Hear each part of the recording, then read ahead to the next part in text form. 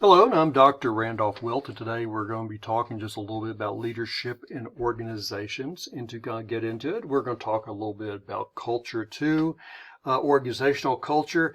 And this is actually a picture here of Boston, Massachusetts. And one of the things that's in Boston that is very interesting is this picture. Now, where is this? Well, this is actually at Harvard, in Harvard University. So let's go back to that picture. What does it look like to you? Actually, that is the undergraduate dining hall. Have you seen a picture like this before? Does this kind of resemble something? Maybe something that you've seen in the movies? Well, yes.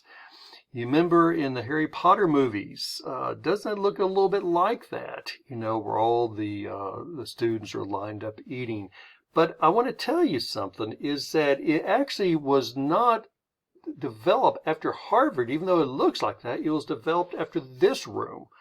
This room was at the University of Oxford. This is actually in one of their colleges called Christ College. And here you can see it actually looks very, very similar. And this is what Harry Potter was pretty much modeled after. Not so much this, even though it does look like this with the ceilings and the lights hanging down, a little bit more like this, which, like I said, is a Christ College, and this is Christ College, and Christ College at Oxford, and this is part of Oxford. Now, what's interesting about Oxford is that Oxford is a collection of a bunch of colleges. You see the left-hand corner there, all the different seals. So you have, I think they got like 34, 35 different colleges, and those colleges, each one specializes in a different discipline: English, philosophy, chemistry, business, government, whatever. And people live in those colleges. You have faculty assigned to those colleges, and you got the classrooms in those colleges. Now, contrary to that, you have on the other side here, you have Harvard. And Harvard actually is one big university, so you have different departments. But you don't have people literally living in those departments. You may have people with offices there, but you don't have students living there. They'll go live in a dorm. Now, why do I tell you about all this? Because you can get a little better understanding when you start seeing how different things react differently, particularly when you're talking about organizational culture, how things can be turned, and how we use different ways depending upon where we're actually located. So we're going to talk a little bit about the internal environment of organizations. So when you're talking about internal environment, you have to sit there and look at things that are important to the company: the vision, the mission, the leadership, and of course the corporate culture. And that's what we're going to talk about very quickly. So let's start talking about the vision. And I want to relate this a little bit back over to those pictures, even though they're more fun than they're educational about Harry Potter and all that. But every university, just like every corporate entity, has a vision of what they're trying to communicate. And what you see is what we call the artifacts, kind of like the old buildings at Oxford or Harvard, those dining halls. Now, what is a vision? A vision basically is what the company wants to be. It's something people used to say is something they'll never ever reach, they'll never get to, but it's something they want to be known as. For example, Southwest Airlines. They want to be known as the airline of choice. But even better than that is U.S. Department of Education. Their vision is no child left behind. Do you think they ever can get to that? Probably not. That's the reason why they say a vision is what you're always working to get to. You may not get to it, but you always got this where you're working to get to it. A corporate mission is a little bit different. A corporate mission is what the company wants to be known for. So in the case of, let's look at Target here, they want to be known for expect more, pay less.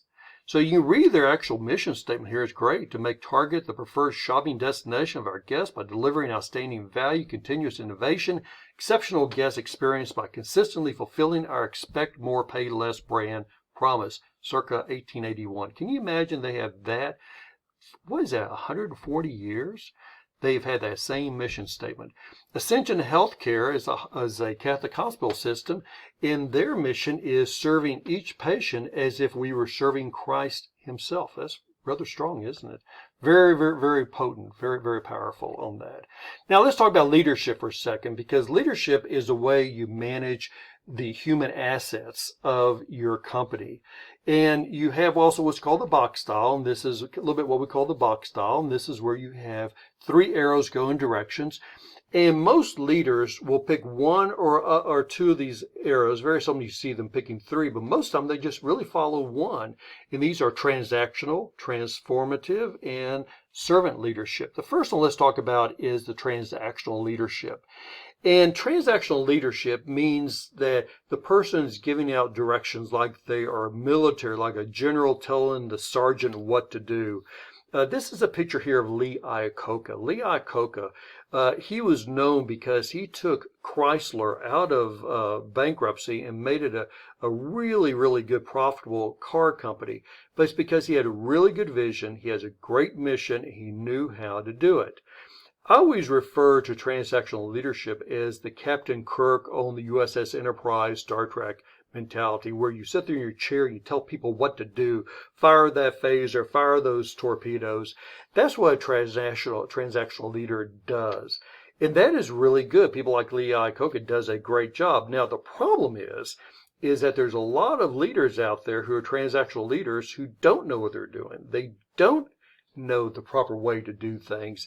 And instead of leading their company out of a bankrupt situation or helping them to grow, instead they take them into a bankruptcy because they have bad management styles, they have bad ideas, they don't actually know what to do with the company, where Lee Iacocca was a little bit different.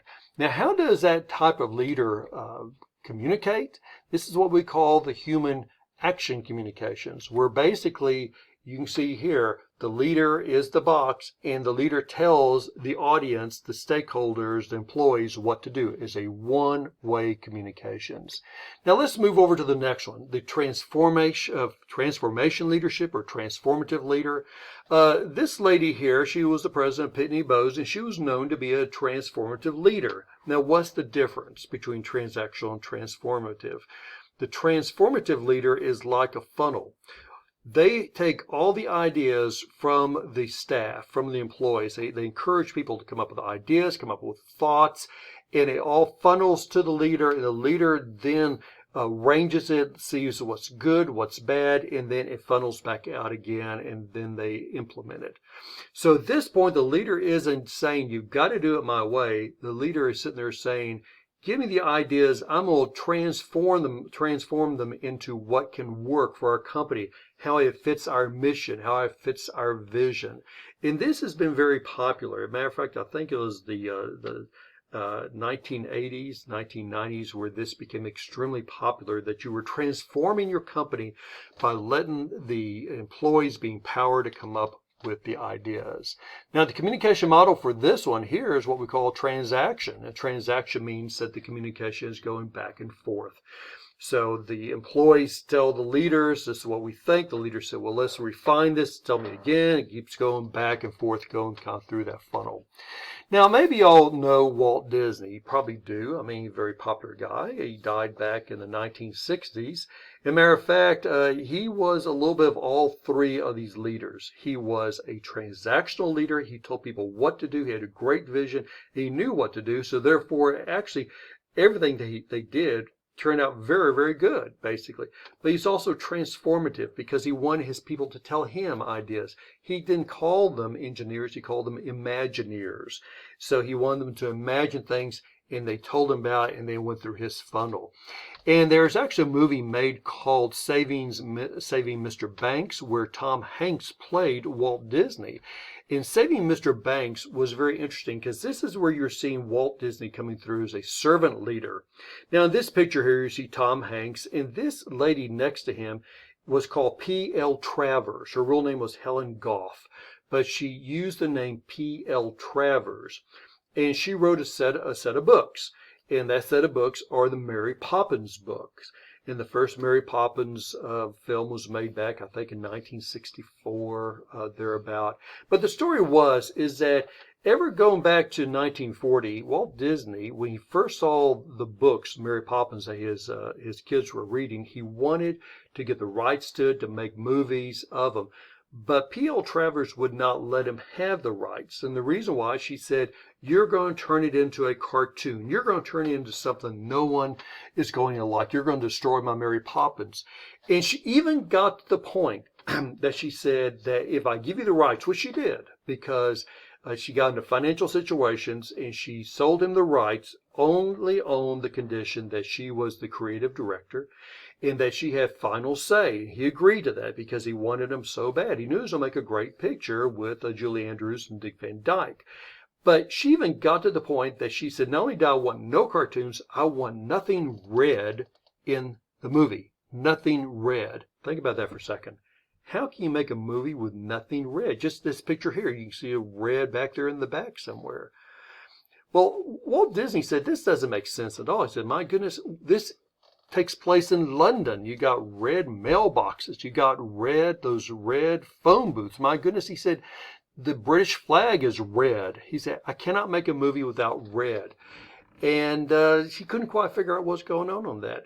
But this is where he became a servant leader, because he started to dig down and he's trying to figure out what was causing this attitude. So he was looking, and look at the servant leadership.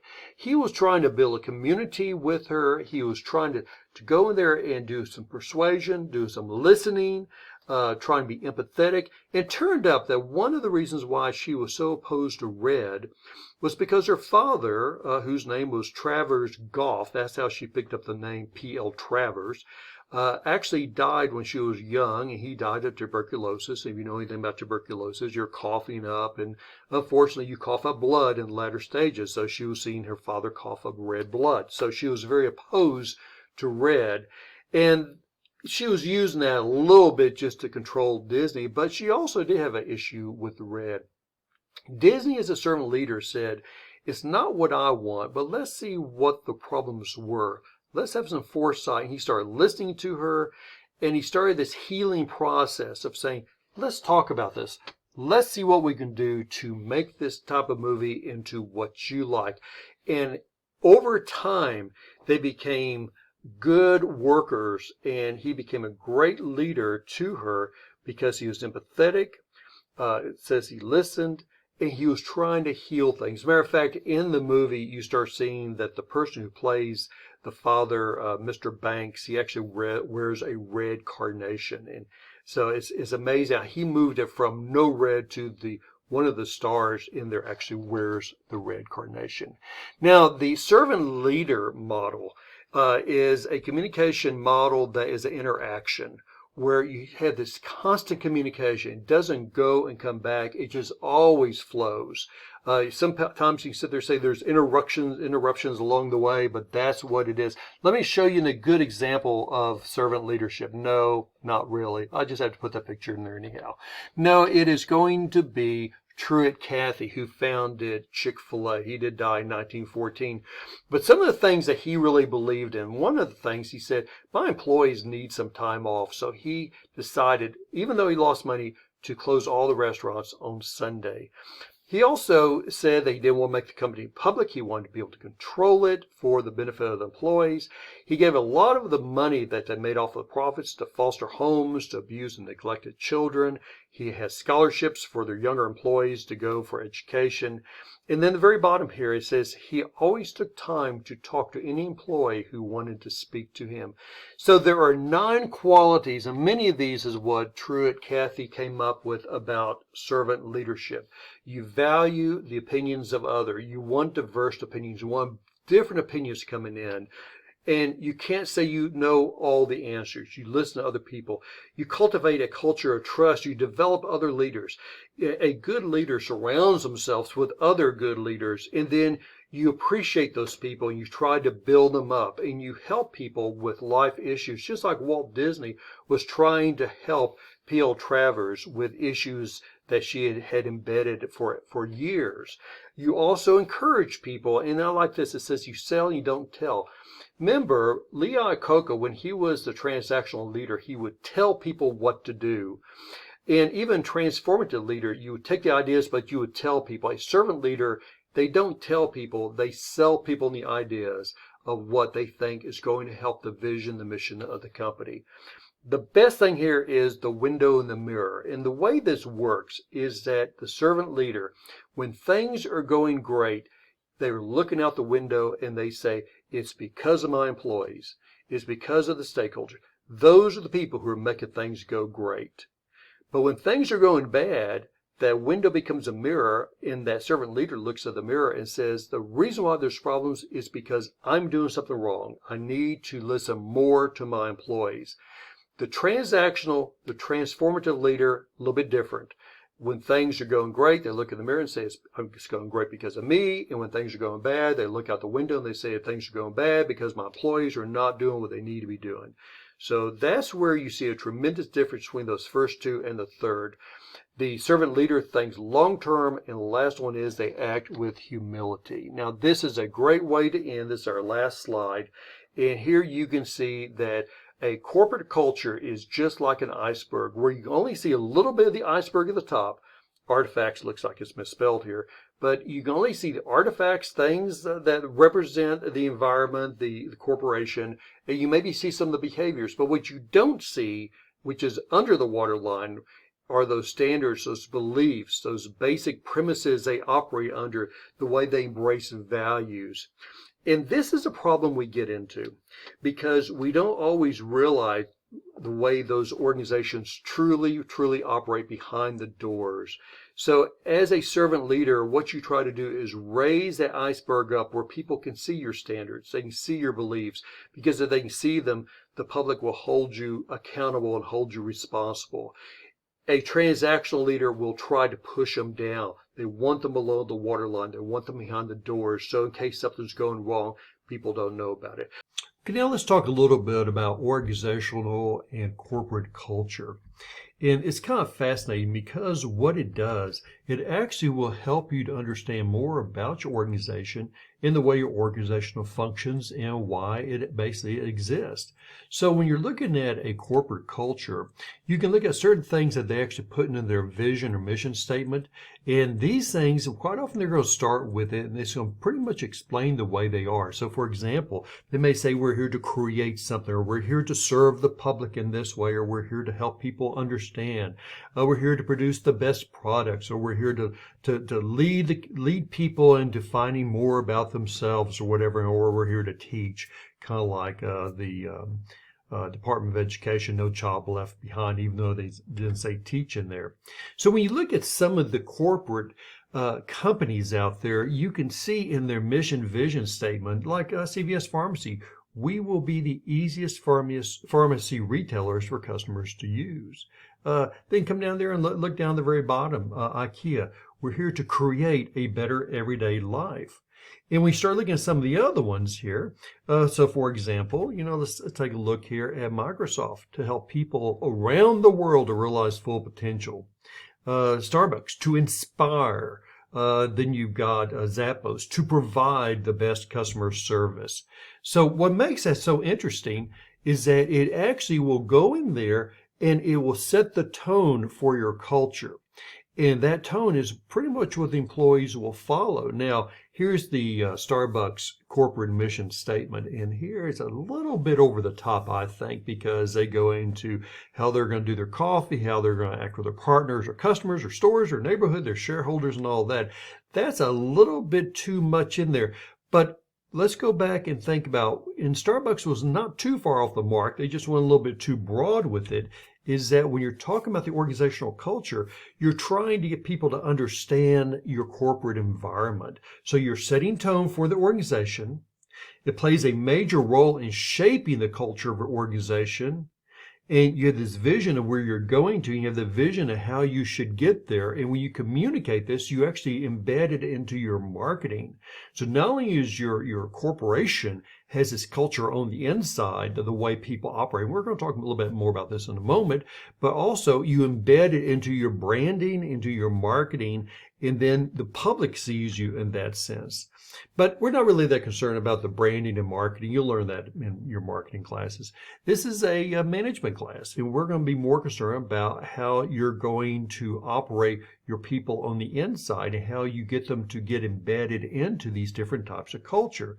Now, there's basically 3 different types of culture, but let's define what corporate culture is. It's the collective way we do things around here, basically.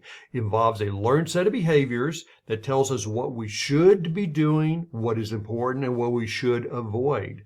And basically, that's the definition of a corporate culture. how we do things around here. Now, you probably remember when we were talking about Edgar Schein and you read all about him, he talks about these three components that make up a culture. It doesn't matter if it's a ethnic international culture or a corporate culture or whatever it is. You've got your artifacts, which are things you can see.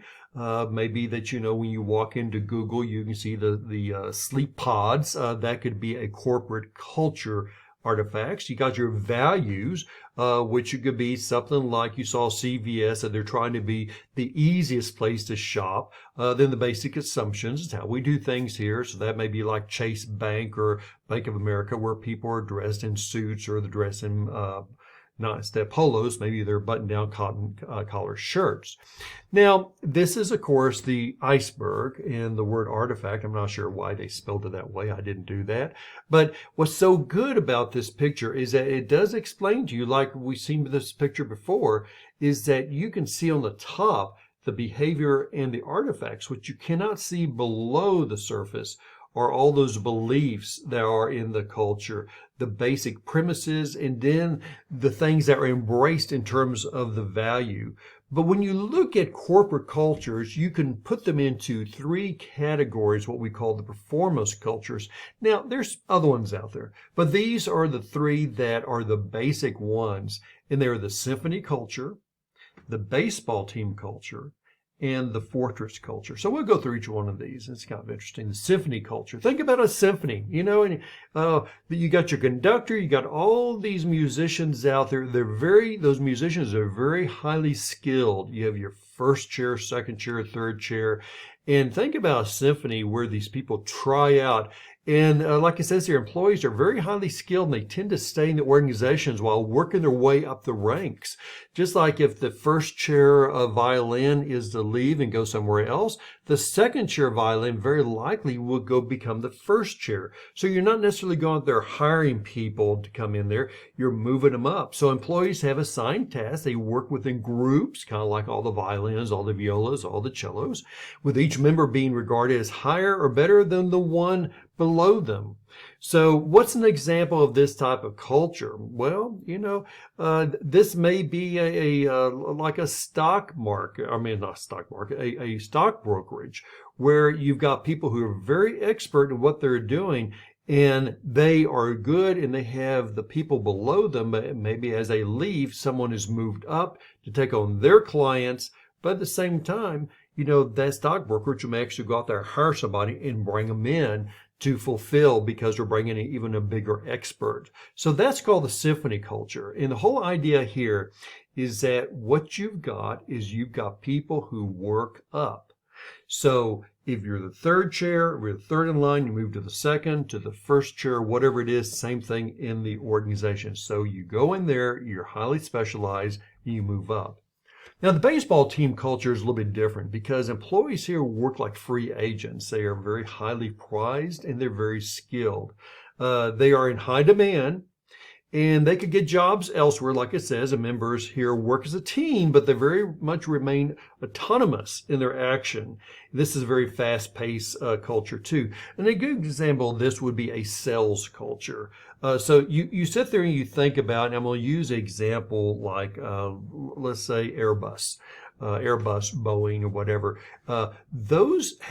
They have very high paid positions that are very good, and then you have a lot of lower positions in there. But think about those people who are salespeople at like Airbus. They are very good, and they're like a baseball player. They're very good at what they do, and people know that, and they're very highly sought after. And their people want them, so they're demanded to actually perform where they are, but at the same time they know that someone else may want them too. In each one of these let's say groups of people or individuals, they work, like it says, like a free agent.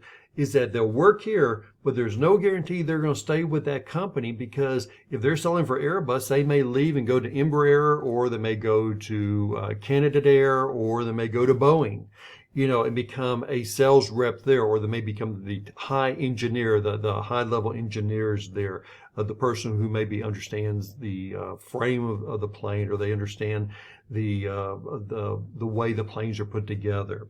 Next one is what we call the fortress culture.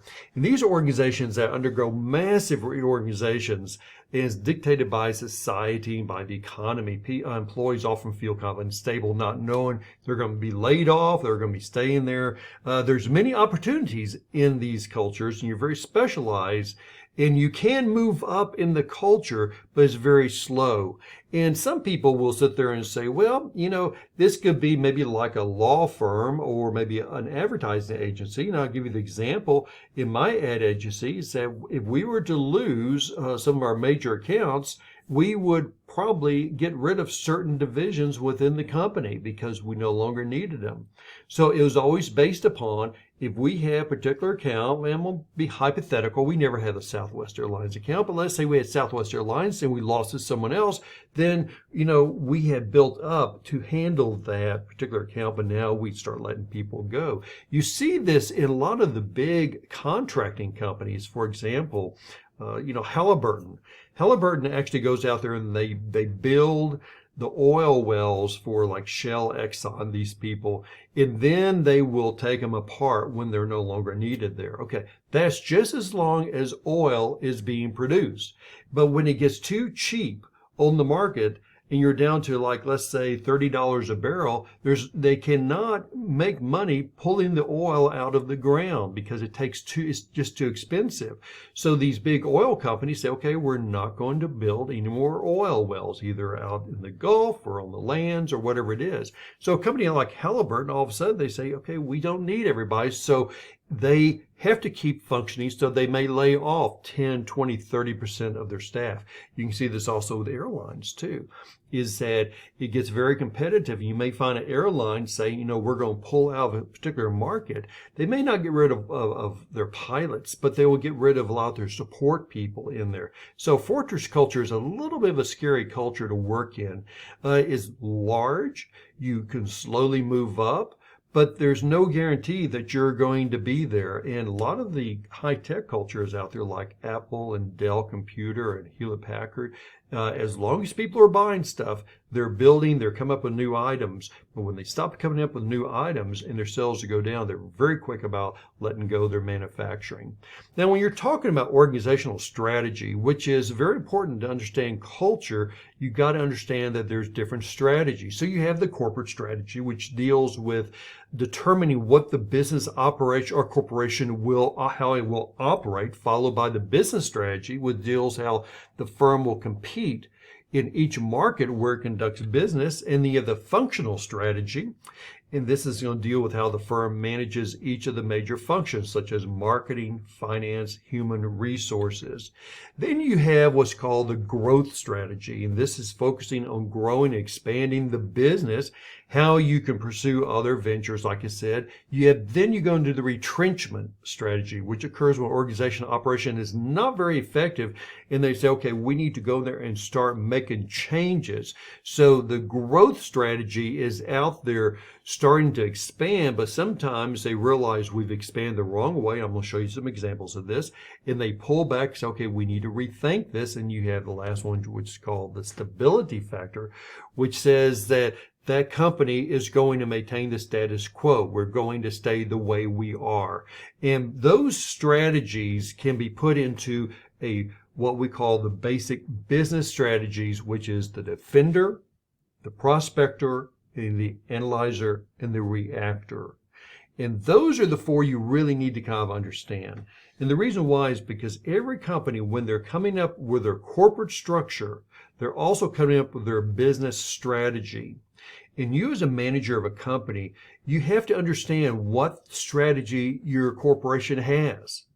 And that will help you how you hire people, how you keep people there, how you keep promoting people, or instead of promoting, let's say like in the case of that symphony structure, it may be more like the baseball team where you go out there and you bring in fresh talent to handle things. So we're going to go through those, and we're going to say basically the defender strategy works best in an environment where there's very little uncertainty, the risk and the high degree of stability. So all they're really doing is they're trying to defend their position. They have a very strong position. The prospector strategy is a very dynamic, growing environment. There is a lot of uncertainty. There is a lot of risk. You see this quite often in the high tech.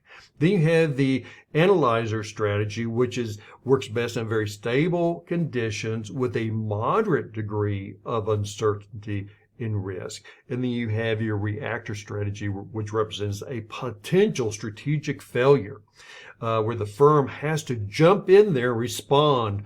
Otherwise, they're going to lose their market very quickly. Now, let's look at some example. The prospectors. Okay, this is obvious. Google, it emphasizes, like it says, growth, innovation. They're always having to come out with new products. It is a very unstable industry because in high tech, think about Apple and Samsung and Motorola and all the people who are making those cell phones out there. You've got to stay one step ahead. If you don't, you drop off the market. I think that's kind of what happened to Motorola. Google pretty much is on top of everything because they're the search engine. But now if you start looking, there's other search engines and browsers coming out. So Google's always having to go in there and not reinvent themselves, but look for other things to prospect to actually grow the company. Now, the one I enjoy the most is the defenders because these are very old conservative businesses. Sometimes they're new businesses, but they're very secure in their position. That's because they have a very loyal following or they have a loyal customer base.